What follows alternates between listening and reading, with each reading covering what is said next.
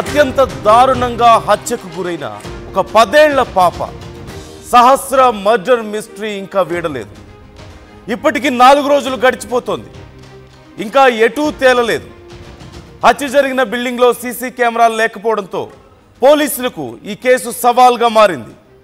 బయట వ్యక్తుల ప్రమేయం లేదని నిర్ధారణకు వచ్చారు పోలీసులు. ఖచ్చితంగా తెలిసిన వాళ్లే హత్య చేసి ఉంటారంటూ అనుమానం వ్యక్తం చేస్తున్నారు.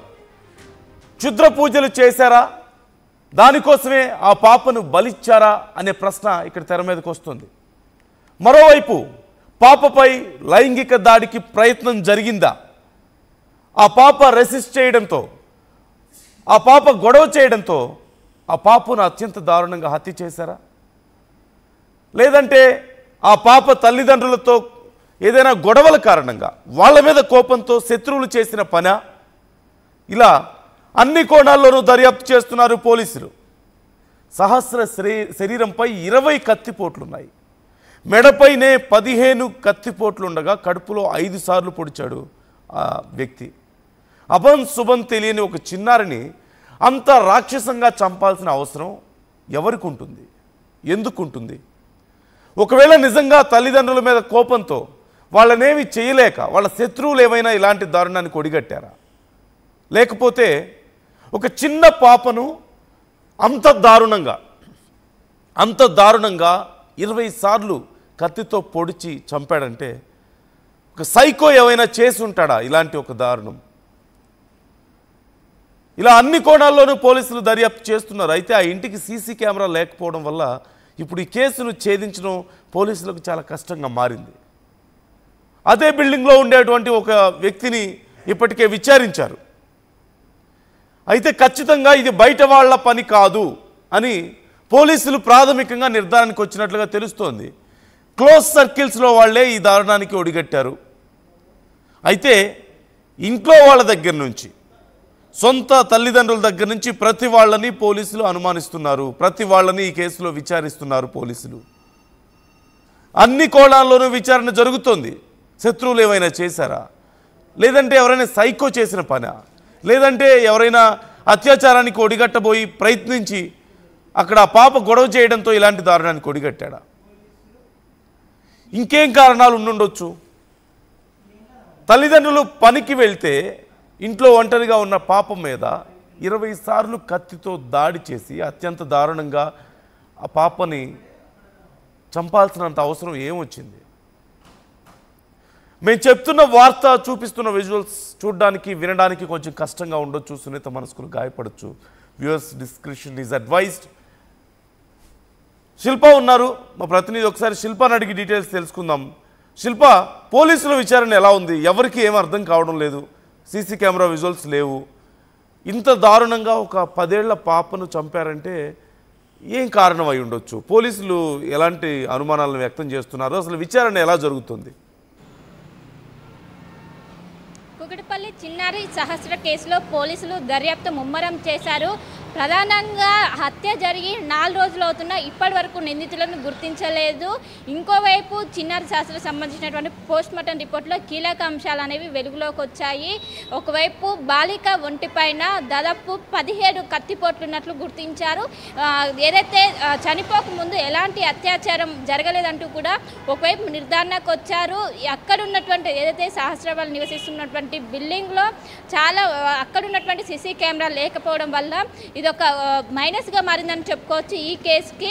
అక్కడ ఉన్నటువంటి నిన్న మరోసారి ఎస్ఓటి పోలీసులు నిన్న ఘటనా స్థలానికి చేరుకున్నారు. ఘటనా స్థలానికి చేరుకొని ఒకవైపు ప్రతి కుటుంబాన్ని, అక్కడ దాదాపు 6 నుండి 7 కుటుంబాల వరకు ఏదైతే శాస్త్రవాళ్ళు నివసిస్తున్నటువంటి భవనంలో ఉంటారు, ప్రతి ఒక్కరిని కూడా ప్రశ్నించారు. శాస్త్రవాళ్ళు తెలుసా, ఆ రోజు ఎవరైనా, అందరూ ఆ రోజు ఇంట్లోనే, సోమవారం రోజు ఇది జరిగింది, సోమవారం రోజు మీరు ఇంటి దగ్గర ఉన్నారా, బయట వ్యక్తులు ఎవరైనా లోపలికి వచ్చారంటూ కూడా ప్రతి ఒక్కరిని కూడా ప్రశ్నించారు. మొదట హత్య జరిగిన రోజు ప్రశ్నించారు, మరోసారి వాళ్ళకి ఎలాంటి ఎవిడెన్స్ కూడా లభ్యం అవ్వలేదంటూ కూడా ఒకవైపు రావడంతో మరోసారి నిన్న ఎస్ఓటి పోలీసులు అక్కడికి చేరుకున్నారు. చేరుకొని ఎస్ఓటి పోలీస్ డీసీపీ ఆధ్వర్యంలో మొత్తం కూడా నిన్న మరోసారి పరిశీలించారు. ఘటనా స్థలాన్ని ఇంటి యాజమాన్య సైతం మరోసారి పరిశీలించారు. ఆ రోజు ఎప్పుడు ఏ టైంకి మీరు బయటకు వెళ్ళారు, ఎప్పుడు వచ్చారని కూడా మొత్తం కూడా ఇన్వెస్టిగేట్ అయితే ప్రశ్న చేస్తున్నారు. ఏదైతే అక్కడ ఇంట్లో సీసీ కెమెరా ఎందుకు పెట్టలేదంటూ కూడా ప్రశ్నిస్తున్నారు. ఏదైతే సహస్ర వాళ్ళ ఇంటి నుండి దాదాపు 50 నుండి 100 అడుగుల దూరంలో ఉన్నటువంటి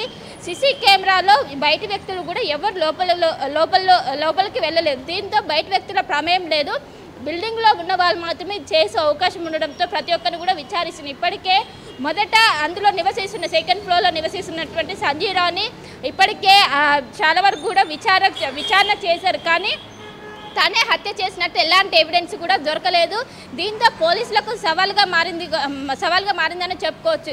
ఇటు భవనంలో ఉన్నటువంటి ప్రతి ఒక్కరిని విచారిస్తున్న అటు తల్లిదండ్రుల సైతం కూడా చాలా క్షుణ్ణంగా విచారిస్తున్నట్లు కూడా తెలిసింది. అక్కడ సంగారెడ్డి ఇక్కడ నుండి ఒక కుకట్పల్లికి సంబంధించినటువంటి పోలీసులు అక్కడికి సంగారెడ్డికి టీం పంపించి అక్కడ సైతం వాళ్ళని సైతం కూడా విచారిస్తారు. ఎందుకంటే వాళ్ళ గతంలో ఏమైనా కక్షలు ఏమైనా ఉన్నాయా, కక్షలు ఆధారంగా తల్లిదండ్రుల పైన ఉన్నటువంటి కోపం చిన్నారి సహస్ర పైన ఏమైనా చూపెట్టిందా అనేది కూడా అనేక కోణాల్లో కూడా విచారిస్తున్నారు. మొదటగా అత్యాచారం చేసి చంపుంటారా అని మొదట చేశారు, కానీ పోస్ట్మార్టం రిపోర్ట్లో మాత్రం అత్యాచారం జరగలేదని నిర్ధారణకైంది. అనంతరం ఒకవైపు ఏదైనా క్షుద్ర పూజలు చేసి చంపుంటారా అంటూ కూడా దాన్ని కూడా చేశారు. అక్కడ ఉన్నటువంటి సంజీవ్ రావు దీనిపైన అనుమానం వ్యక్తం చేయడంతో ఆయనను సైతం ప్రస్తుతం అయితే విచారించారు. కానీ ఆయన దగ్గర ఎలాంటి ఆధారాలు కూడా దొరకపోవడంతో మరో సవాల్గా మారిందని చెప్పుకోవచ్చు ఇటు పోలీసులు. ఈరోజు కూడా మరోసారి అక్కడికి స్పాట్కి చేరుకొని మరోసారి ఎంక్వైరీ చేసే అవకాశం ఉంది. ఎందుకంటే ఒకవైపు ఏదైతే సీసీ కెమెరాలు ఉన్నాయో ఆ సీసీ కెమెరాలు మరోసారి స్వాధీనం చేసుకొని ఆ రోజు డేటాను మరోసారి రిట్రై చేసి మరోసారి క్షుణ్ణంగా పరిశీలించారు. అయినప్పటికీ పోలీసులకు చిన్నారి సహస్రాన్ని ఎవరు చంపారని కూడా ఇప్పటివరకు ఆధారాలు లభించలేదంటూ కూడా ఒకవైపు సమాచారం అందుతుంది. ఇప్పటికే వాళ్ళు ఉంటున్నటువంటి ఏదైతే పెంట్ హౌస్ ఉందో పెంట్ హౌస్లో క్లూస్ టీమ్ కావచ్చు, ఒకవైపు డాగ్ స్క్వాడ్ అక్కడ ఎంక్వైరీ చేసినప్పటికీ ఒకవైపు అక్కడ ఎవరు హత్య చేశారు ఎలాంటి ఆనవాళ్ళు కూడా ప్రస్తుతం అయితే దొరకలేదు. ఒకవైపు పోస్ట్మార్టం రిపోర్ట్ ఆధారంగా అక్కడ పోలీసులు అయితే ప్రస్తుతం అయితే ఎంక్వైరీ చేస్తున్నారు. ఇంకోవైపు అక్కడ ఎవరైతే ఇచ్చినటువంటి భవనాల్లో నివసిస్తున్నటువంటి ప్రతి ఒక్క కుటుంబాన్ని ప్రస్తుతం అయితే విచారణ చేస్తున్నారు. వాళ్ళ నుండి కూడా ఒకవైపు ప్రతి ప్రశ్న ఆ రోజు ఏం జరిగింది, వాళ్ళు ఎప్పటి నుండి ఉంటున్నారని కూడా ప్రతి ఒక్కరిని కూడా అడిగి తెలుసుకుంటున్నారు. దీంతో మొత్తం కూడా ఒక సవాల్గా మారింది. ఎందుకంటే ఒకవైపు సహస్ర ఉంటున్నటువంటి బిల్డింగే కాకుండా చుట్టూ ఉన్నటువంటి దాదాపు సీసీ కెమెరాలు ఉంటున్నటువంటి బిల్డింగ్లో సైతం వాళ్ళను కూడా సమాచారం అడిగి తెలుసుకున్నారు. మొత్తం మీద ఒక సవాల్గా మారిందని చెప్పుకోవచ్చు. మరోసారి ఎందుకంటే మొదటి రోజు వెతికినప్పుడు ఎలాంటి క్లూస్ అనేవి లభ్యం కాలేదు. మరోసారి నిన్న కూడా ఎస్ఓటి పోలీసులు అక్కడికి చేరుకొని పెద్ద ఎత్తున దాదాపు 2 గంటల మేర అక్కడ అందరినీ కూడా ప్రశ్నించారు. ఇంటి యజమాని సైతం ప్రశ్నించారు. సో వాళ్ళు ఎప్పటి నుండి ఇంట్లో రెంట్కుంటున్నారు, వాళ్ళ బిహేవియర్ ఏ విధంగా ఉంటుందంటూ కూడా ఒకవైపు చెప్తున్నారు. అండ్ ఆ రోజు సోమవారం రోజు వాళ్ళు ఏ టైంకి బయటికి వెళ్ళారు, అటు తల్లి ఏ టైంకి వెళ్ళింది, తండ్రి ఏ టైంకి వెళ్ళారంటూ కూడా పోలీసులు అయితే ప్రస్తుతం ప్రశ్నిస్తున్నారు. ఇందులో ఇంక్లూడింగ్ వాళ్ళ పేరెంట్స్తో సహా ఎవరైతే రేణుక కృష్ణ వాళ్ళ పేరెంట్స్ ఉన్న చిన్నారి శాస్త్రం యొక్క పేరెంట్స్ని సైతం, ఎందుకంటే వాళ్ళు బయట ఎలాంటి ఎవిడెన్స్ దొరకలేదు, ఎలాంటి క్లూ కూడా దొరకపోవడంతో వాళ్ళ పేరెంట్స్ను సైతం కూడా ప్రస్తుతం అయితే ప్రస్తుతం వాళ్ళని కూడా విచారణ వ్యక్తం చేసింది. ఎందుకంటే ఎవరి విధమైన కోపం వాళ్ళ మీద ఉన్నటువంటి తల్లిదండ్రులపై ఉన్నటువంటి కోపం చిన్నారి శాస్త్రం పైన ఏమైనా చూపెట్టారా అని యాంగిల్లో కూడా ప్రస్తుతం చేసినప్పటికీ దాదాపు 4 రోజులు గడుస్తుంది. ఇప్పటి వరకు ఈ కేసు అనేది ఒక కొలిక్కి రాలేదు. దీనికి సంబంధించినటువంటి ఎలాంటి ఎవిడెన్స్ కూడా ఒకవైపు పోస్ట్మార్టం రిపోర్ట్ వచ్చాక ఈ కేసు అనేది సాల్వ్ అవుతుందని అందరూ భావించారు. కానీ అటు పోస్ట్మార్టం రిపోర్ట్లో సైతం తన బాలిక ఒంటిపైన దాదాపు 17 నుండి 20 కత్తిపోట్లు ఉన్నాయంటూ అదొకటి గమనించారు. ఇంకోవైపు అత్యాచారం జరిగినట్టు కూడా ఎక్కడ కూడా గుర్తించలేదు. సో ఇది మొత్తం కూడా ఒక సవాలుగా మారింది. దీనికి సంబంధించి పోలీసులు అయితే దర్యాప్తు అయితే ముమ్మరం చేస్తున్నారు. చాలా మంది కూడా రూమర్స్ కూడా చేస్తున్నారు, ఇలా చేయొద్దంటూ కూడా ఒకవైపు చేస్తున్నారు. మొత్తం మీద అక్కడ ఉన్నటువంటి సీసీ కెమెరాలు, అదేవిధంగా లోపల ఉన్నటువంటి ఎవరైతే భవనంలో ఉన్నటువంటి వ్యక్తులు దీనికి చేశారంటూ కూడా పోలీసులు అయితే ఒక కంక్లూజన్కి వచ్చారు. అదేవిధంగా జాయింట్ బిల్డింగ్ ముందుగా అనుమానించారు, అరెస్ట్ చేశారు, విచారించినట్లుగా తెలుస్తుంది కదా. అతనికి సంబంధించి డీటెయిల్స్ ఏమైనా తెలుస్తున్నాయా మనకు? అంటే అతను కాదని నిర్ధారించుకున్నారా పక్కాగా? సంజీవ్ రావుకి రైట్. సంజీవరావుకి దైవభక్తి ఎక్కువ. గతంలో తన భార్యకు సైతం తను క్షుద్ర పూజలు చేసినట్టు పోలీసులు గుర్తించారు. దీంతో అమ్మాయి ఎవరైతే చిన్నారి సహస్రకు ఉంటుందో ఏమైనా చెత్తబడి చేసే అవకాశం ఉందని ఈ యాంగిల్ మొదట్లో అటు సంజీవరావుని అదేవిధంగా తన భార్యను కూడా అదుపులోకి తీసుకొని విచారణ చేశారు. విచారణ చేశాక